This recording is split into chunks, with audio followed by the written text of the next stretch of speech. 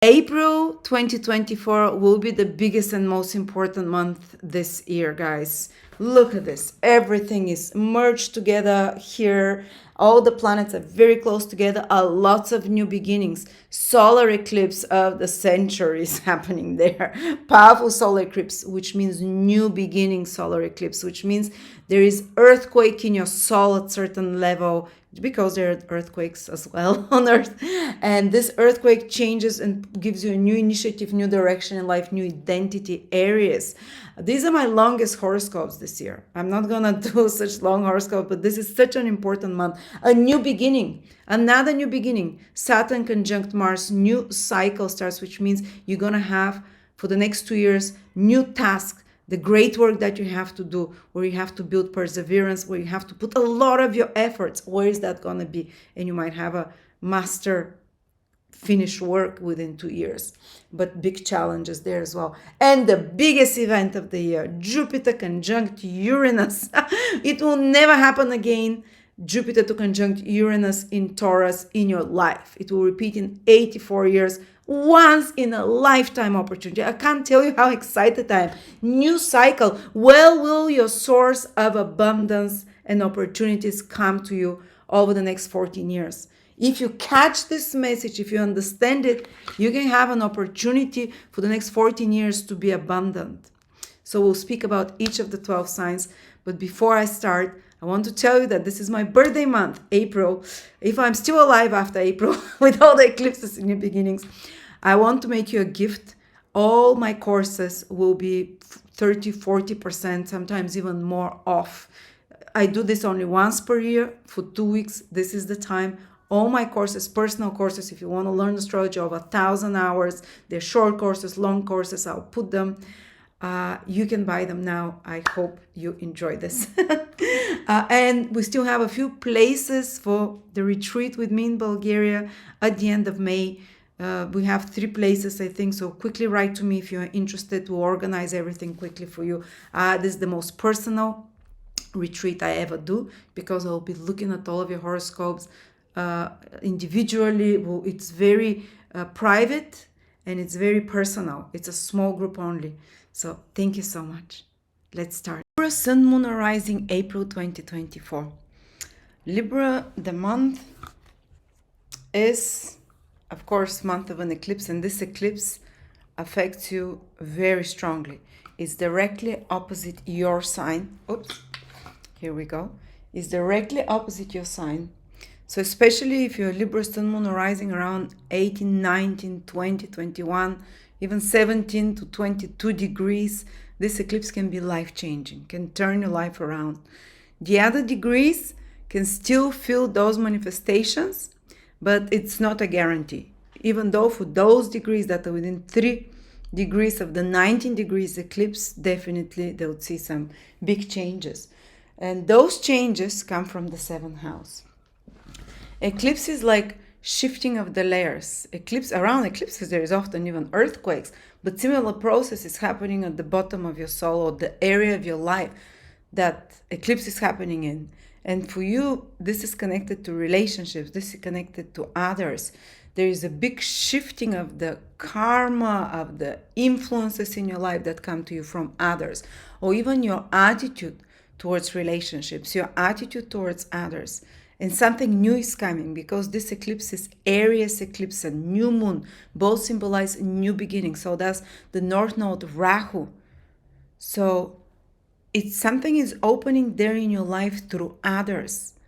For example, I've noticed, and it's known in ancient astrology, that if there is eclipses on the axis of your ascendant, descendant, or of your moon in the opposite sign, they never spoke about the sun sign. I would add it because I saw it acting in my own life. Eclipses on this axis can indicate that you meet a fated partner, for example. Something very fated happening in your relationships. It can be that you meet the person that you're going to meet has this Rahu, North Node qualities. It's creation of new karma. It's not probably someone you're familiar with, or someone that you know already. It's someone that your soul has an agreement to meet, and it might not be just romantic partners. or marriage partners. This can be a business partner. This can be someone that becomes a close friend, just someone who really shakes up your world. And this person that comes can stay in your life either half cycle of the eclipses, which is 9 years, or the whole cycle, 18 years, or much longer. But I'm just giving ideas that usually within 9 years of meeting someone during an eclipse, there is a big reorganization. And then again, because you met them around eclipse, and very often people meet fated partners within a month or two of an eclipse on the axis of the first and seventh house. This can also mean that you can take a relationships to the next level within the next 1 year, because an eclipse is not just on the 8th of April, and that's when everything should happen. It's an omen for you for the whole year ahead. So something big, maybe you take a relationships to the next level, from being boyfriend, girlfriend to getting engaged, or maybe meeting someone totally new, or sometimes an eclipse can create a crisis in an already existing relationship, but it's not something that just ends. There is someone else coming after that, because this eclipse is a new beginning. There is like a new beginning in how you experience relationships, your environment around you socially, who are the people around you as well. This eclipse is happening exactly on the 7th house cusp of my husband, so I hope he doesn't meet a fated partner. But someone enters your life, someone important, karmic, that you have a soul, not necessarily in a negative way karmic, but that you have a soul contract with. But of course, if you're exactly around 19 degrees, 18, 20, 21, you have to be careful. Your health, your safety around the day of the eclipse, or maybe 2-3 days around that time, because the layers are shifting, and usually you're vulnerable during that time, health-wise. So it's an eclipse, it's hiding up the light, and is directly affecting one of your self-factors, sun, moon, or ascendant. So be a bit more cautious there. You can feel a little bit of a weakening, hopefully nothing worse. But eclipse affecting your sign directly, it talks about not just relationships, about monumental changes that can happen. And then indeed they can come to you through others, so they're activated through others in some way. But they can, for example, it can mean that the life of your partner is changing in some way. Your partner has, eclipse means shedding of the old skin and renewal of some way, which might be a bit cathartic, a bit stressful as well. It's not necessarily an easy process, but you can do this with a partner or something. Your partner is changing in some way, and that's affecting you, and that is motivating you, taking you together to a different path. Or just the activation of the big life changes for you can come externally in some way. It doesn't mean you're not going to be involved in shaping them either, but something else triggers it, some external influence, because it's the opposite house from you. And maybe someone else motivates you or triggers you into an action. For example, if you want to change your lifestyle and your body, and you might take a trainer, someone that you train with, or you might start counseling. 7th house is also about advising, counseling, being advised. Something and something that really opens new opportunities for you. And if you're doing it with another person, because this Aries energy is very much about new initiatives, new impulse in life. So if you're not with a partner, it might be by conversing with another person that activates this for you. It might be by being with a counselor, getting some advice from another, doing a collaboration with someone. But again, I have to warn you about shakeups that comes, usually we don't often start new beginnings and change ourselves unless there is some crisis. And if the impulse is not followed naturally, then it's triggered by a shakeup in life. But yeah, definitely something big. Plus there is some rethinking and reevaluation of your relationships, because Mercury is retrograde in your 7th house all of April, from April 1st to the 25th, which affects most of Libra, which means you might have certain plans for April. you just be prepared so you don't get frustrated that, yeah, you might have meetings organized. And Mercury is all about the everyday mundane affairs of life. Maybe you have certain business plans. Maybe we have certain, how your day will go or what you're going to achieve. Well, there'll be surprises, let's say, with Mercury retrograde there. Last moment cancellations or having to redo something. It's seventh house about contracts and agreements. Maybe you're waiting to sign a contract, finalize a deal or something. Mercury retrograde says, well, it might be delayed, it might be re-examined, or it can mean some very important clarifying conversations you'll be having with a partner. You see, there is this energy of newness that comes from the new eclipse, of a bit of a shock and newness, but also there is this energy of having to rethink and rechoose some old topics and themes regarding contracts, agreements with others, personal relationship as well. Some revision definitely going on. Or saying some things that were unsaid that come to the surface now, that you're discussing it. Maybe some important clarifying conversations. Maybe something comes to you that you are not aware of, and that helps you transform as well. But yeah, the frustrations are definitely possible with Mercury retrograde. Anything to do with planning, organizing devices, traveling even, documents, papers, passwords, credit cards, Mercury rules, transactions of all sorts. There might be either the need to edit, either the need to fix something, either the need to redo it again, or the need to see if there's been a mistake in any of those things, to correct it in some way. And usually it gives us a different alternative perspective. So you can have an alternative, different perspective towards someone, towards other people in your life, towards your partnerships, or towards a certain situation in your life, which also ties in with the new moon eclipse that gives you a new impulse to approach things differently. The seventh house is also where there's so much action. It's almost like the ball is in the court of others. And I'm not saying it's necessarily a good thing, but instead of trying to do things alone, which, for most other people, because it's Aries energy, I tell them don't listen to others. Go with your instinct, with your gut right now. Aries is very independent sign. But just for you, Aries falls in your seventh house, which is the others house.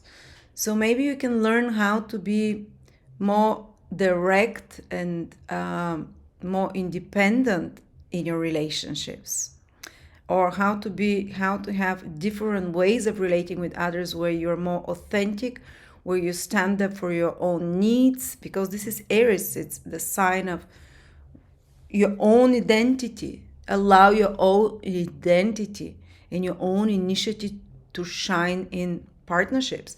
Is it a business partnership? Is it marriage? Is it just relating to others on an everyday basis? Allow your uniqueness to shine through that, because Aries is a very unique individual sign. Or maybe you'd attract such people which again feed, by an example, by their vibration. They're strong people, they're initiative people, or your partner becomes more like that, and that feeds this vibration into you. When it comes to seventh house, is also connected to business deals, your clients, interactions with others. There might be a new initiative there that it's activated, that is big, that is here's an Aries speaking in your seventh house there, trying to sneak his way into your life to push you to do something. That's how the messenger will come, maybe more maybe not so gently, but definitely someone is coming, some influence that will be significant for you. But as we were saying, it's business, it's connected to interactions with others and client base. There can be a big change there. Yes, like those those are your clients, Aries like that. If you're a Libra, you're gonna have such people in your life. Now, Mama, go away because Mommy's working. Why were you laughing? Yeah. Can you close the door, my love? Sorry about that. No, so yeah, but I lost my train of thought. Let's go back to what else is happening. Another new big beginning is the conjunction of Mars and Saturn in your sixth house. Wherever Mars and they meet once every 2 years, and they show you where you're gonna put a lot of efforts in the next 2 years, and from April it becomes you'll be given the clues and you'll see where it's this area will be and what exactly those tasks will be, because Saturn and Mars are trying to teach you courage, willpower, which is Mars, perseverance, self-control, and discipline, which is Saturn. And these are things we don't learn easy. We're put in a difficult situation to learn those things. Sixth house, sometimes there might be some health problem that you're trying to solve. And sixth house down the high vibration is changing your lifestyles, your habits, so you can be, you can exercise better, eat better, nutrition. You can be more deliberate and use your willpower to improve your health in some way. Maybe that's the best way you can use this this sixth house conjunction between Saturn and Mars. Why is that a good thing though? Because Neptune has been in your sixth house for the last 12, 14 years. And Neptune is just the opposite of Mars and Saturn. Neptune is non-defined, is ambiguous, is kind of, and sixth house is about routines. Sixth house is about, sixth house is where you exercise, where you work out, where you have good nutrition, where you are a little bit like Virgo energy. But if Neptune has been dissolving that energy, has been dissolving that focus, while Saturn and Mars will help you. Please, now that's enough, Neptune and Saturn Saturn and Mars will help you make it a non-negotiable for you. It will maybe someone like that Aries energy will be pushing you further, will be from the seventh house being your trigger to move ahead. But this is fantastic. Saturn and Mars really like, please, Kai. I want to hear it. I'm working. Saturn and Mars really like being in the sixth house, because this is the house of, okay, just a second. Saturn and Mars in the sixth house is great position, because sixth house is obstacles, problems in life, and you need toughness, and you need this strong energy of Saturn and Mars to deal with them, because Neptune, that's been there and is still there, it's been harder to deal with the difficult things in life. Sixth house is enemies as well. Sixth house is any kind of problems you have to resolve. You need a toughness there. And Saturn and Mars are telling you that this is exactly what you'll be learning in the next couple of years.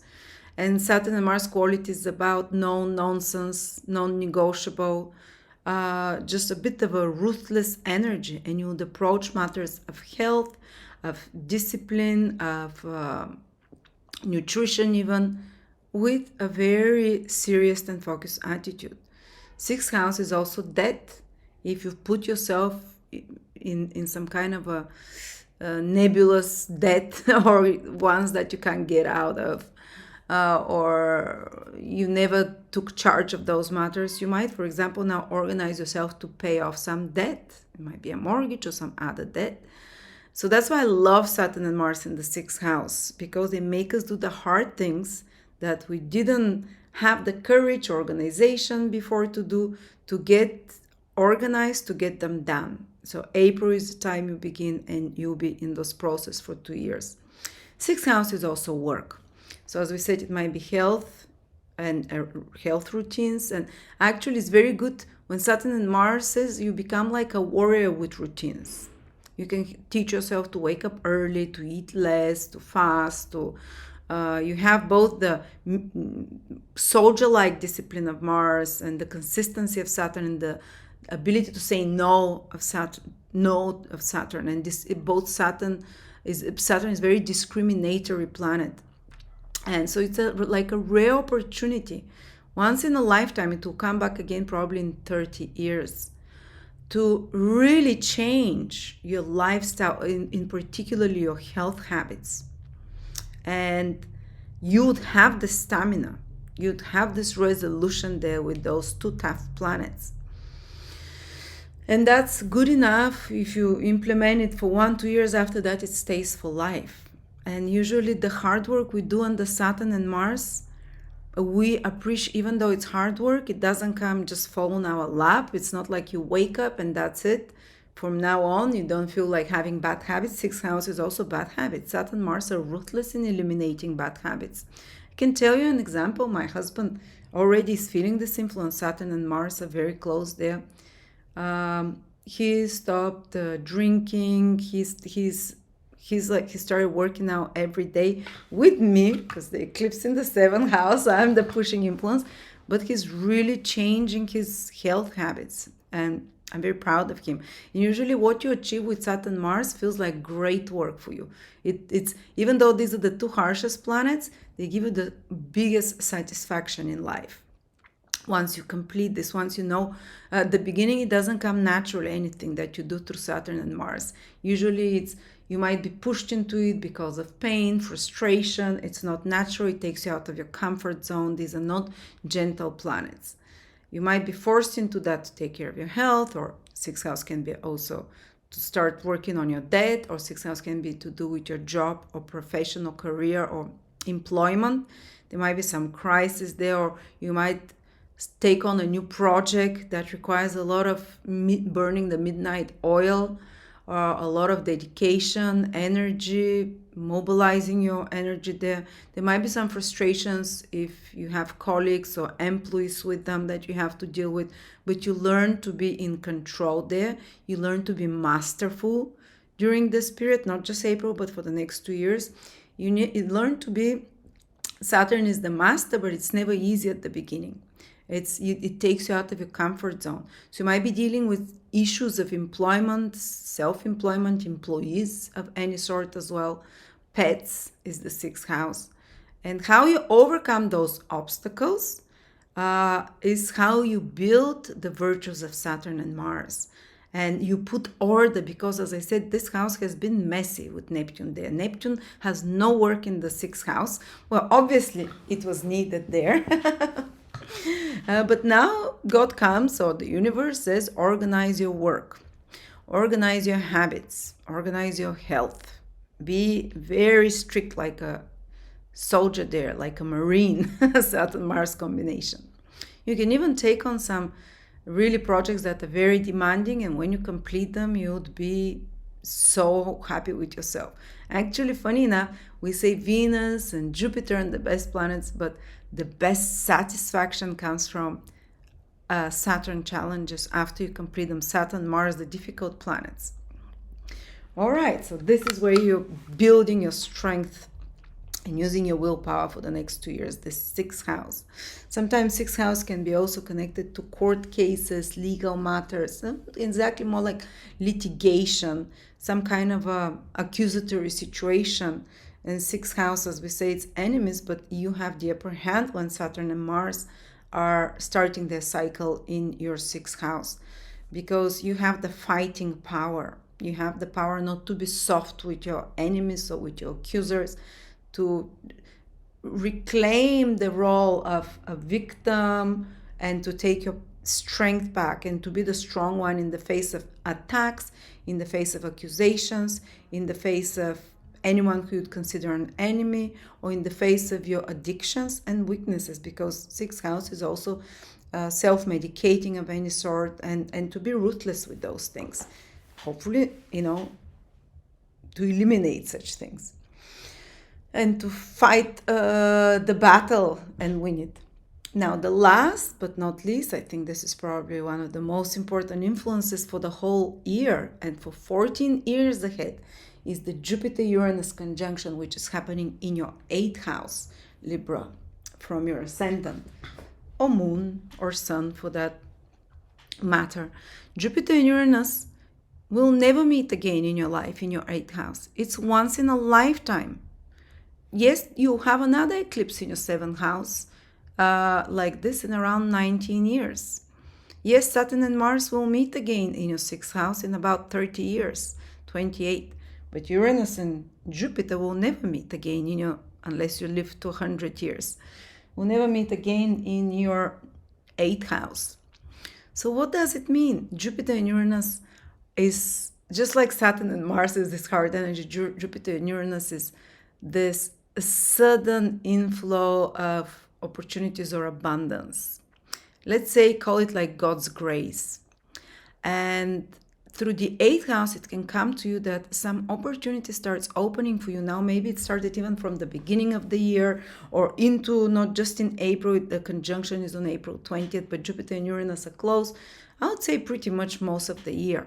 But maybe there'll be some peak experience that gives you clues, because now the seeds are being planted from above as an opportunity for you. Some opportunity that comes to you through other people's resources, for example. You might get an idea to invest with someone, to invest in something, an idea to make more money through the resources or talents of others. And you should act on it. I mean, you should at least write down the ideas, because they might not necessarily manifest immediately, but Jupiter and Uranus starts a new cycle for you that will be for the next 14 years. I started brand new things. It's fantastic starting brand new things on Jupiter Uranus, because they both have the energy of newness as well, and of abundance, and opportunity to be a source of wealth for you for a long time, at least for 10, 12, 14 years, the next cycle. But you might start seeing the results a bit later, in 2-3 years, when Jupiter starts, throughout the cycle. But the seeds are being planted for something now that will give you maybe independence. Jupiter and Uranus speak of independence, and in Taurus, maybe financial security or independence. That come to you through others. Eighth house, that comes to you through stock market or digital currency in some sort, because eighth house is connected to the stock market. Jupiter Uranus is connected to digital currencies. Or it can come to you through some business collaboration. As you know, the seventh house is activated with an eclipse. The eighth house is the resources of a business partner or the resources of your clients. So something can be sparked for you to grow it, to change it, to improve it there. That will be giving, and it can be source of growth and financial opportunities for you for the next 14 years. It can come to you through your spouse's family, or it can come to you through your spouse's or partner's finances, their financial situation, that suddenly, or your mutual finances as a couple, that they can have sudden rise. Jupiter and Uranus is more connected with rising. Jupiter means to make bigger. Uranus is something high. So maybe your mutual finances can rise, or there can be some opportunity of money coming to you through taxes or some inheritance. But that means it activates the themes of death again. It is possible for some of you that there is some activation of someone passing away, leaving some inheritance. Don't think, Libra, someone will be passing, not at all, but I'm just mentioning it maybe as 2% chance there, but it's still, this is the theme of the eighth house. It can also be another surprise. Jupiter in Uranus is very surprising. Eighth house is pregnancies, eighth house is births. It's births and deaths, pregnancies and deaths is the gate of life. So something can shock you a little bit, can come as a surprise, but it's good. It is good. And in the long term, it's freeing, it's uplifting. And Jupiter and Uranus is like a download of divine knowledge, like sudden eureka moment, realization. And in the eighth house, it is connected to your subconscious, your traumas. If you're stuck in some pain, that you maybe a lowered vibration overall, that we carry the pain in our emotional body. And this emotional pain that we haven't processed, we haven't understood, turns into physical ailments. But Jupiter and Uranus have this explosive energy of releasing stuck karma and suddenly realizing something from a higher perspective about certain behaviors that are self-destructive, that have been made us, that come out through trauma, through pain, through hurt, that are almost subconscious and so it can mean like sudden liberation from a psychological burdening from a psychological pain, which can lead also to sudden spontaneous healings. You know, eighth house, if you suddenly heal the astral body, which is the eighth house is there, if there is speeding up of your chakras, eighth house rules the chakras, all the openings of the body, energetic or physical, then that can create sudden physical healings of physical ailments. But so you do it on the spiritual and emotional level first, which is probably the biggest relief because your vibration rises, and then you can see physical results as well. There is another thing with the eighth house. It's because it's so spiritual as well, there can be sudden downloads of communications from the invisible world, of insights, and even Jupiter and Uranus is about prediction, seeing the future. Eighth house is about coming crisis, or you can start feeling the pulse of the collective subconscious and what's coming, and your intuition will be extremely powerful for years ahead, especially in April. You can also have some incredible occult or psychological revelations, which is the eighth house, secret information or secrets coming to the surface, which can benefit you and grow you. You know, if you're in the stock market, you can get a tip about something inside the information, or just you can find out the truth, or it can be also impulsive renewal of intimacy in your life. The eighth house is a sex life, ability to merge deeper with another. Something can spark this renewal of the intimacy in your life. But there is very powerful alchemical processes of awakening and liberation from trauma, and liberation from even fears or realization about those things on a deep psychological level. I think you feel deep psychological transformation overall. And that can be very, very freeing, liberating. And if you're in any business connected to astrology, the occult, healing, other people's resources, banking, investment in stock market, emergencies of any sorts, the occult, life after death, psychology, counseling, you can have a boom. You can become viral over the next 14 years. It can become a source of abundance, or something hidden and private can become a source of growth, or even themes that are forbidden, taboo. You can bring them to the awareness of others, and that can be a source of growth and abundance. So there you go, Libra. Wow, I made the longest video for you. Thank you so much.